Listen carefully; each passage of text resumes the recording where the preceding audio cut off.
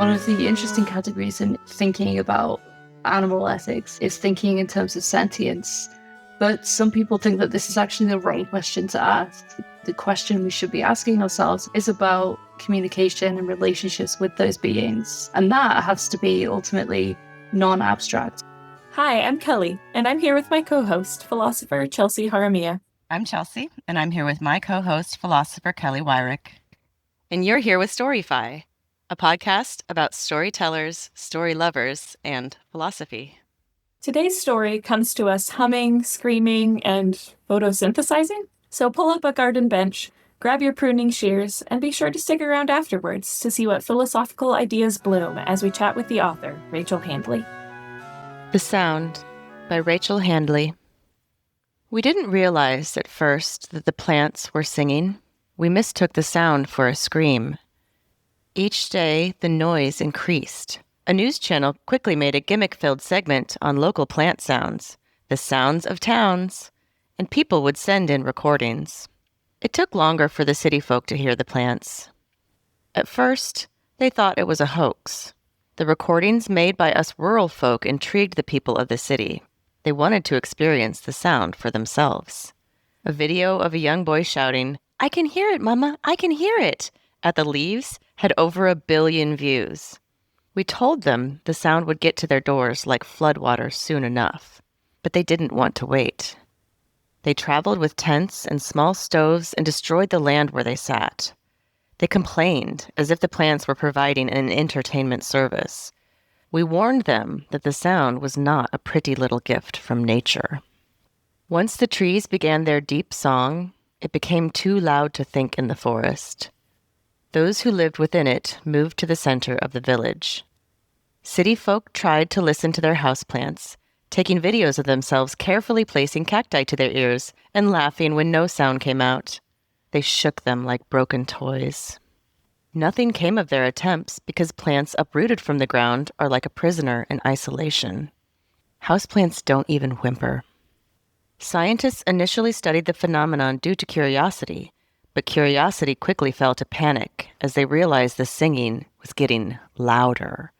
We told them about the increasing sound, that it was hurting some of us, but they only declared this a reality once it affected them. The sound started, they said, with the smallest plants first. Tiny vibrations shook through blades of grass, creating a pitch like a wet finger on a wine glass. The grass sang to the flowers, and the flowers to the trees. Each piece of plant life was slowly woken by a melodic sigh.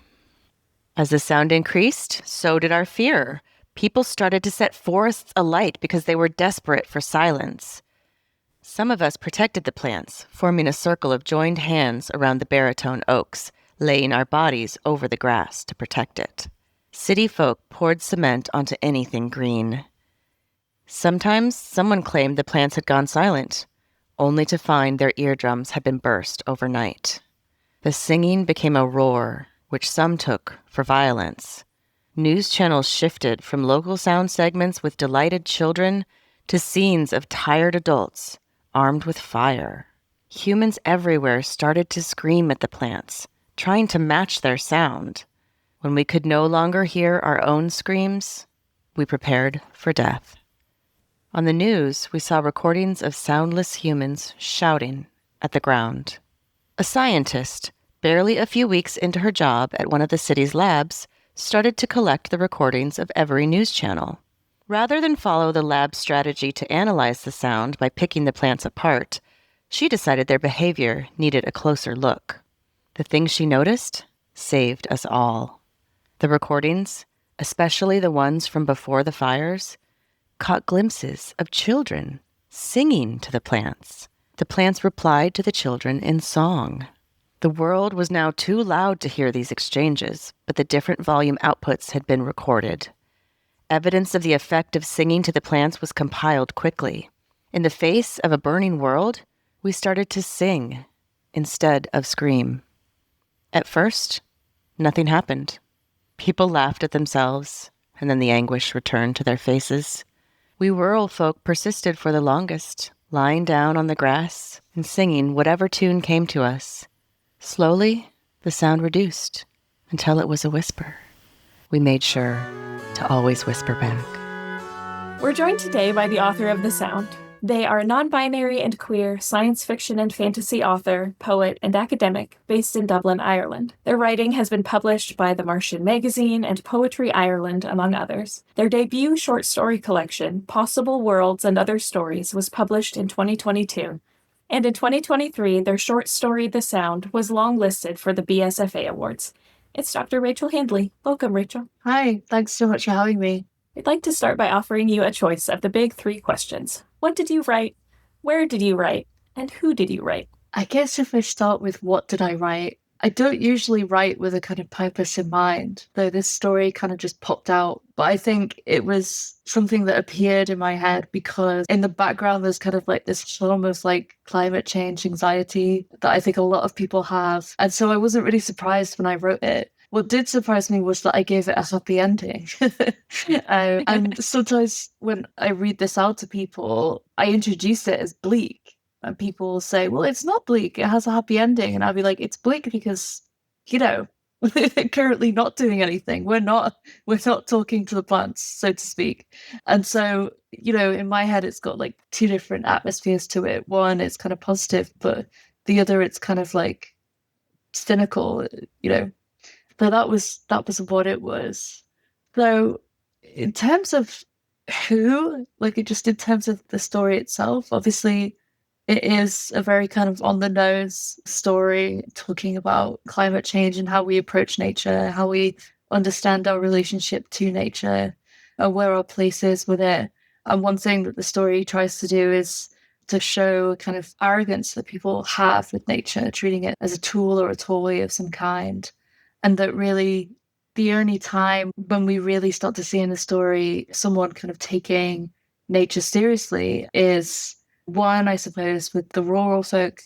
They have a different attitude towards nature itself. They seem to want to try to communicate with it at least. They understand it a little bit better, probably because they live in it and know it better. But we also see with the scientist at the end that she wants to actually look at behavior in nature itself and actually analyze the relationship that we have with it rather than just tear it apart, which is the usual reaction in the story. And the kind of where question, I mean, in terms of the story, it could be anywhere. I was just kind of picturing a very kind of generic town, very kind of generic kind of wilderness. So the story itself isn't trying to describe a particular place, it's trying to describe a particular feeling. And one reason for writing it that way is so that you can kind of transplant that feeling into the reader, regardless of where they're really from. There are some indicators, though, that maybe it's placed in a particular part of the world because I talk about oaks and things like this, but I'm hoping that there's enough in there that anyone reading it can take something from it and kind of reapply it to their own environment. So I just want to say that the phrase baritone oaks, this is not a philosophical point, this is just an assonance point, but I just love the way that baritone oak sounds. I love that I got to read a little descriptor. And I also like your interpretation of our questions because they're open for interpretation. So you could say, where did you write? Or where did you write? And so just as a quick follow-up, I'm curious, like, where did you write this? Where were you, either geographically or in your life, or like however you want to think about yourself, where did you write this story? Yeah, so I wrote it where I am exactly now. So in my living room, under several blankets because I live in a basement flat. So it's always cold in here, which is nice. It's summer right now, actually summer. And I live in Ireland, so that's rare. You get like a few days of it and then it's gone. So yeah, I wrote this a few years ago when I was still am living in Dublin. But it's part of Possible Worlds and Other Stories. So I wrote it as part of the collection and edited it into it, but I wrote the story separate from that. So there was a certain point when I was writing that book where I didn't realize I was writing that book. I was just kind of like just adding, stories and thinking, oh no, I've done a book. I love that. It sneaks up on you. It's a terrible thing. The worst thing is when you realize you're writing a novel and then you've got like 5 years slog ahead of you, which is my current situation.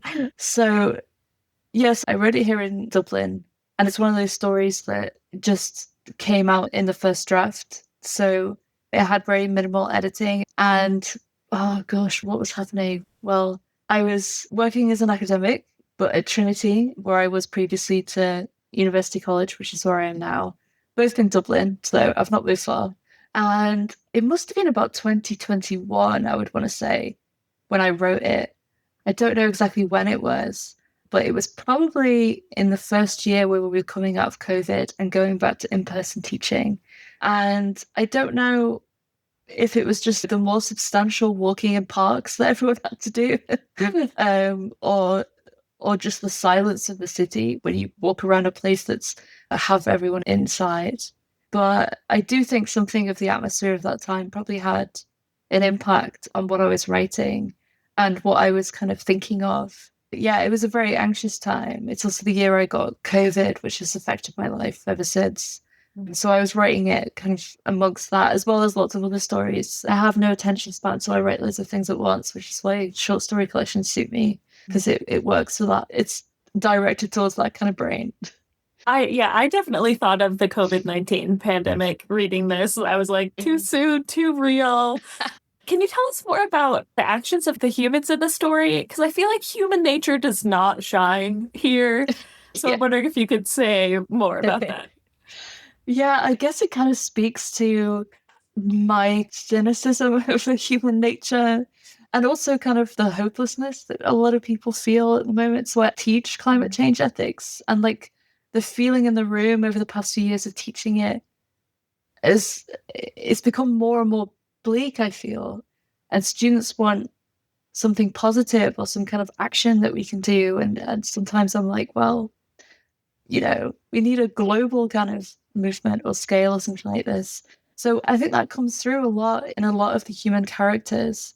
And I find it interesting that in the story, for the most part, except for the scientist character, you're talking about humanity as two different kinds of collective. One that's being kind of oppressed in a sense. So the rural folk not being listened to, telling about these terrible things that are happening to them, and the city folk ignoring them. And then the city folk kind of just going, we're just going to see this as entertainment or ignore this or do something else. And I think, it's very easy to kind of map that on into what's happening in the world with climate change right now, in that climate change will affect the countries that have caused it the least. Yeah. So the story was kind of honing in on that, but there's a level of unfairness to what is currently happening and what will happen. And there's also a sense in which a lot of people are kind of ignoring it. And people might not ignore climate change because they're bad in any kind of way. They might ignore it for their own sanity, in that you feel like you can't do that much. So the kind of entertainment aspect that you had in the story, where, people are shaking like houseplants, seeing if they would make a little sound or whatever, you can see that as them being kind of belligerent or something like this. But you can also understand those people a little bit, that actually maybe that is what you do at first. If you found out that plants were like making a sound or something like this, maybe you would treat it like that, because often people do, use entertainment and humor as a kind of therapeutic tool in a sense, though it kind of gives more sympathy to people at the same time. I like that. It all tracks with the non-fictional world. Yeah. So one of the things that you draw out in this is a solution in a story. Listening is part of the solution to the problem that has arisen. And so one thing that stood out to me is that in social justice debates, listening is one of the partial solutions to social justice problems, to give platform and a voice to those who historically have not had that, or not to a significant degree. And so one thing I love about this story is that you present listening as a solution to like a natural justice problem. Natural justice isn't even a term that I'm aware of, but the idea that you can treat plants or biological non-human entities unjustly. And so this idea of listening, I wonder if you could tell us more about that. Yeah, one thing that I didn't realize until someone told me at my book launch was like a big theme, is that I seem to write a lot about inanimate objects having sentience. And someone asked a question about how did I get there or whatever in the book, and I was like, oh no, that is a theme. Okay. So, it's something that I wasn't conscious of when I was writing a lot of this stuff. It does feel that there are very good questions in terms of how we actually treat the world. So I think in the story itself, because the plants are making sound, to me, that kind of indicates that they do have a level of consciousness. So even though it looks like nature justice, I love this phrase now, I'm going to steal it. Even though it looks like we're doing a bit of nature justice, I feel like it is a social justice, because the plants become a kind of seemingly a social community, communicating with the human beings and so on. But I do think that, just to map this onto the real world as well, there are interesting questions about how people treat things that can't fight back. There are questions in terms of how we deal with that ethically. So, when you look at virtue ethics and environmental justice debates and so on, so when Hursthouse talks about how you need to kind of inculcate the right orientation towards nature, she talks about how, if a child destroys a spider's web, you don't just say, stop it. Like, you actually give a reason. You say, don't do that. It's beautiful. It's intricate, and so on. Even though the spider's web itself doesn't suffer in any kind of way. And so I think there's something to that when we're thinking about the natural world. And there are questions we need to ask ourselves, I think, in terms of how we treat the environment. There's a strange kind of positioning where people will almost see themselves as apart from nature itself, as if they're not part of it. The kind of weird, like, little beings kind of floating around and occasionally interacting, but no, we're definitely part of it. It might seem like we're not because of all the luxuries we have, but we are part and parcel of the world, and you can absolutely see that effect.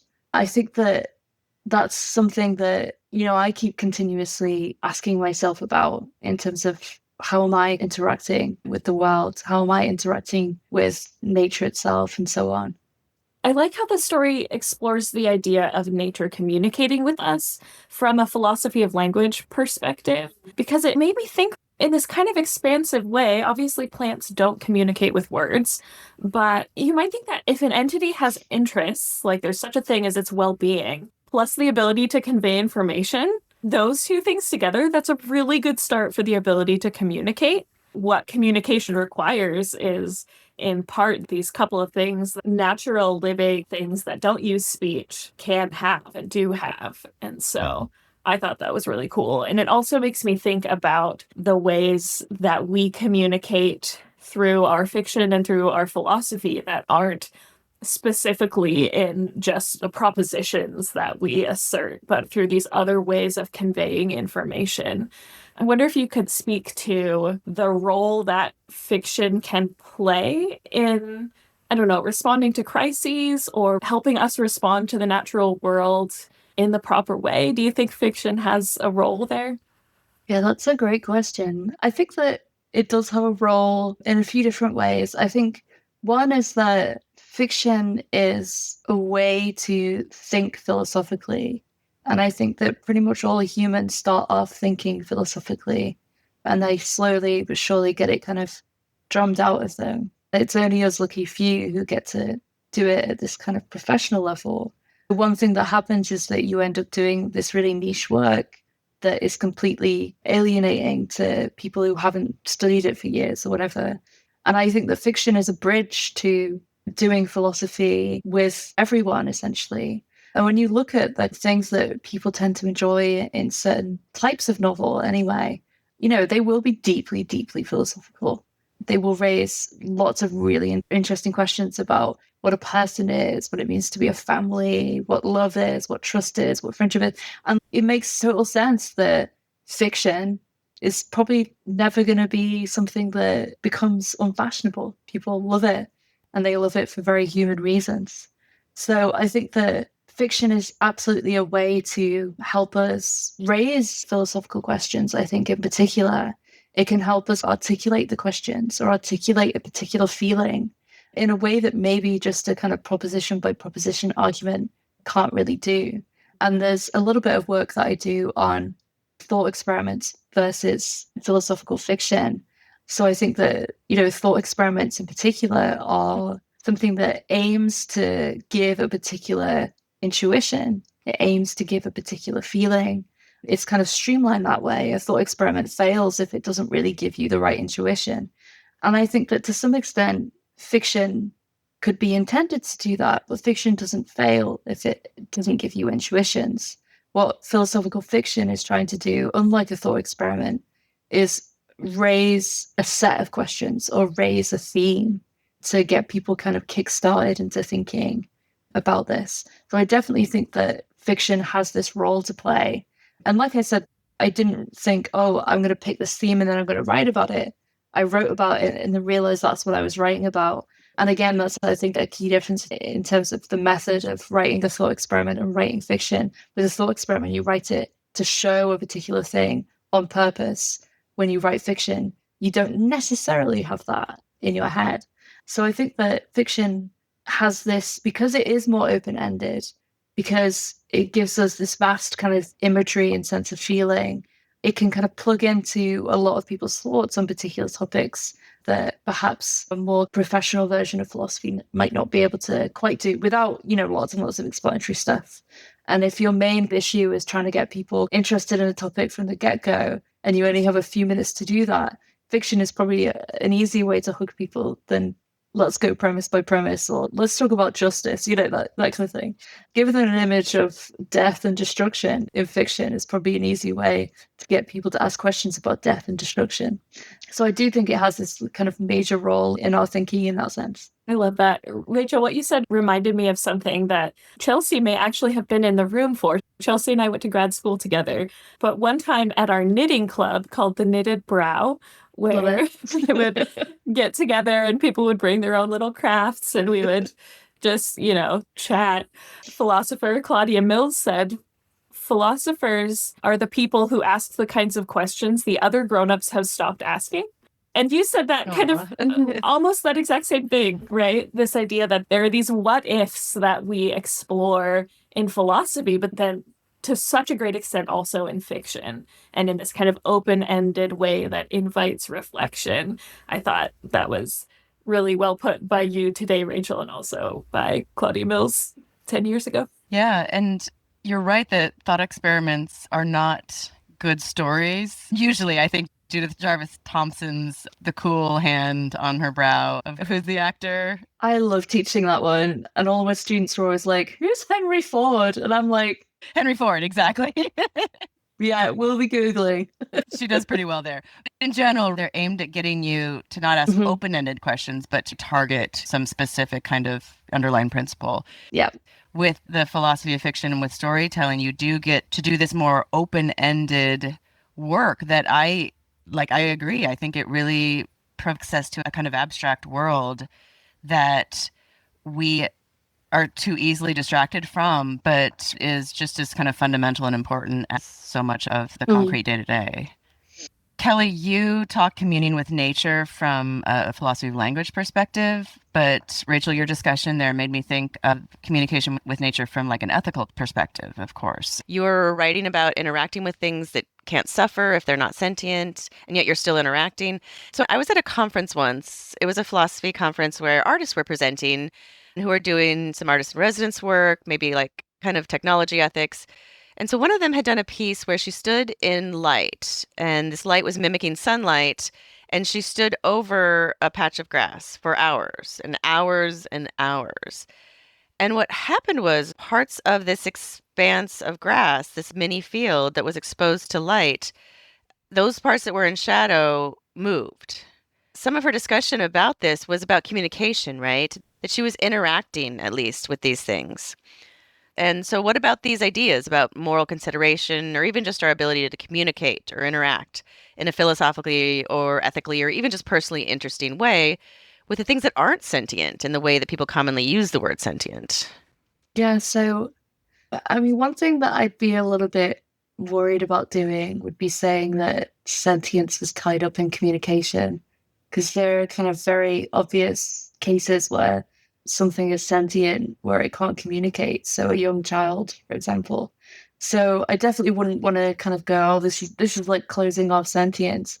But I do like that you talk about communication with something that's alive and the kind of ethics on that in particular. Because I think there are probably blurred lines between these different categories of something being alive versus something being sentient and so on. One thing that I would say that I do find ethically interesting is when should we try with a particular life form or being or not? When should we actually engage ethically with that? And it could be that something is trying to communicate with you.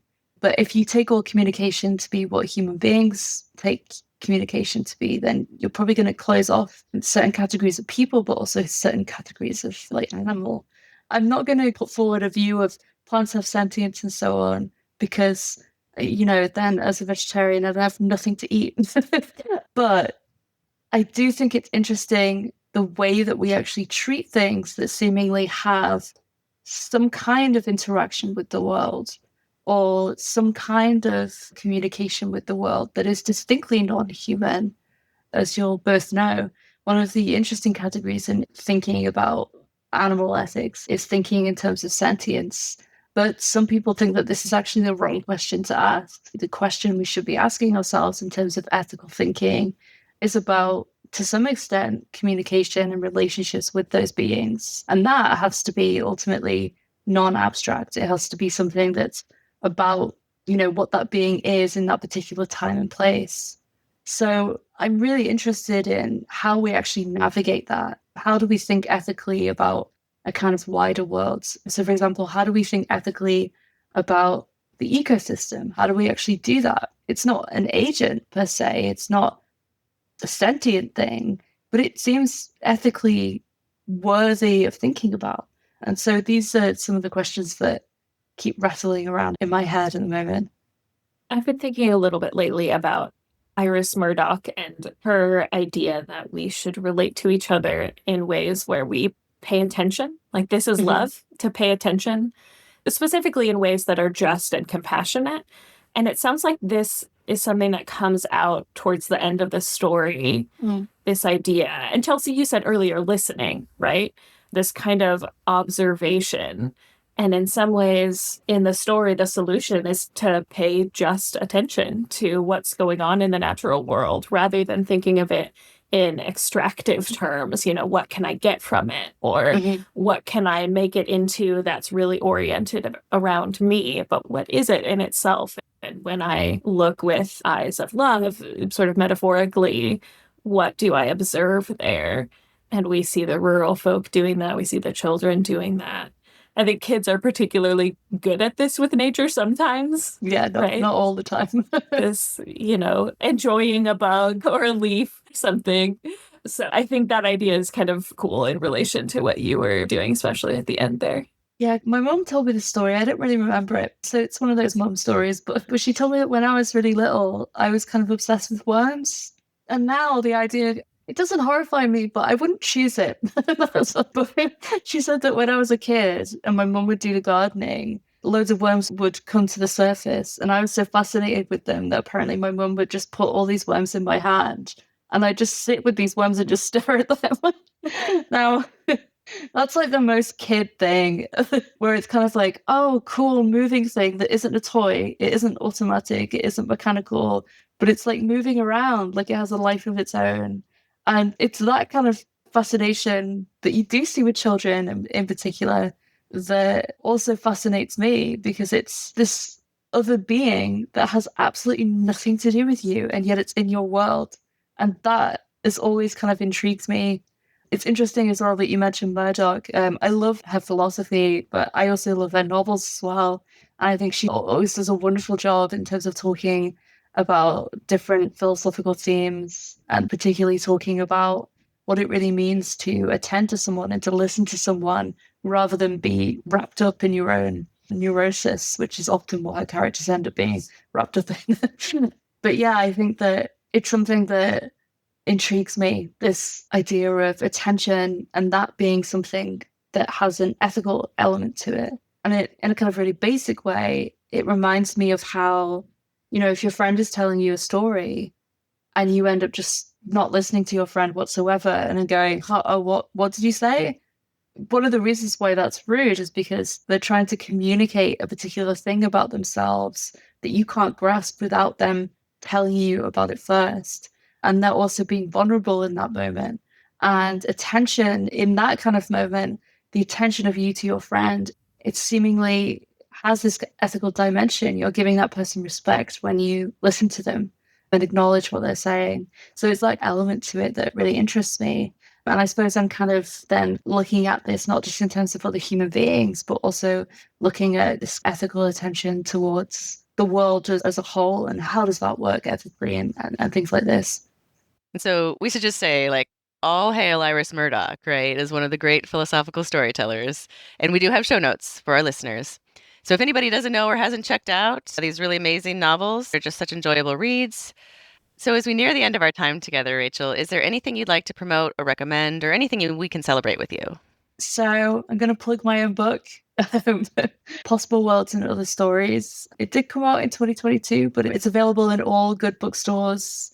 Do go check it out. It has the sound in it, so if you like that, then you might like the other stuff. It also has a good mix of really serious stories, but also absurd and ridiculous ones. So if you're more into kind of Douglas Adams than you are into space opera, then you'll probably like the book. That's my plugging. I don't think I have anything else to plug at the moment. I'm just writing too many things, but just writing away. Good. You mentioned that you're working on a novel. Do you want to say anything about that, or do you want to say nothing about it? It's very, I can't really talk about it. It's not even fully finished. I'm just trying to finish the whole thing. So it's definitely something that in the future I might want to mention, but not quite yet. Okay. That's very mysterious, and I respect it. So we have that to look forward to then. We will definitely put a link to Possible Worlds and Other Stories in our show notes. And our last question for today. Tell us, Rachel, what is your perfect reading spot? Oh gosh. I think probably either in bed, but it's really comfy, so there are loads of pillows and you're propped up properly, or on my couch, which also has the same kind of setup. There's loads of pillows. It's very, very comfortable. Numerous blankets, because for some reason I find that very comforting. But also, even in the winter, the window next to me is slightly open, so there's a nice breeze. Because the smell of the outside calms me down for some reason, even if I don't necessarily want to be outside. So that's me and kind of my perfect habitat for reading, because then I can kind of just enjoy and become absorbed. That sounds lovely. Thank you so much for joining us. Thank you so much for inviting me on. I've had a great time. That's it for today. Thanks for listening, story lovers, and tune in next time for a brand new story. This episode was produced by Chelsea Haramia and Kelly Weirich. It was edited by Kelly Weirich with original music by the amazing Hain Maung. You can find us at Buzzsprout, Spotify, or anywhere you find podcasts. Like and subscribe to add a little intrinsic value to the world. Have you written a story that you think is perfect for Storyfi? Send it to Chelsea and Kelly at storyfipodcast@gmail.com. Funding provided by the American Philosophical Association.